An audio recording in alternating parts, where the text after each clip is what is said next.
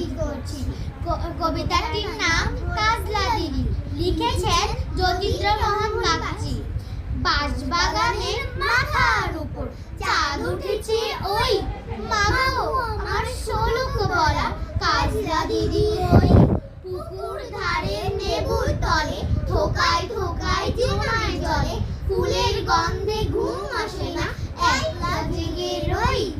মাগো আমার কোলের কাছে কাজলা দিদি কই।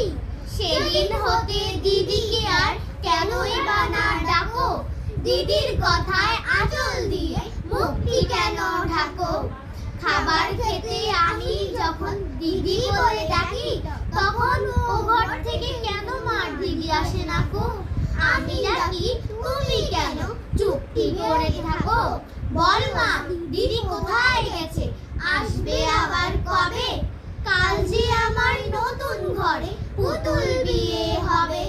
দিদির মতন ফাঁকি দিয়ে আমিও যদি লুকোই গিয়ে, তুমি তখন একলা ঘরে কেমন করে রবে। আমিও নাই দিদিও নাই, কেমন মজা হবে। ভুঁই চাপাতে ভরে গেছে শিউলি গাছের তল, মারাস নে মা পুকুর থেকে আনবি যখন জল। ডালিম গাছের ডালের ফাঁকে বুলবুলিটি লুকিয়ে থাকে, কৃষ্ণা তারে উড়িয়ে মাগো ছিটতে গিয়ে ফল। দিদি এসে শুনবে যখন বলবে কি মা বল। বাঁশবাগানের মাথার উপর চাঁদ উঠেছে ওই, এমন সময় মাগো আমার কাজলা দিদি কই।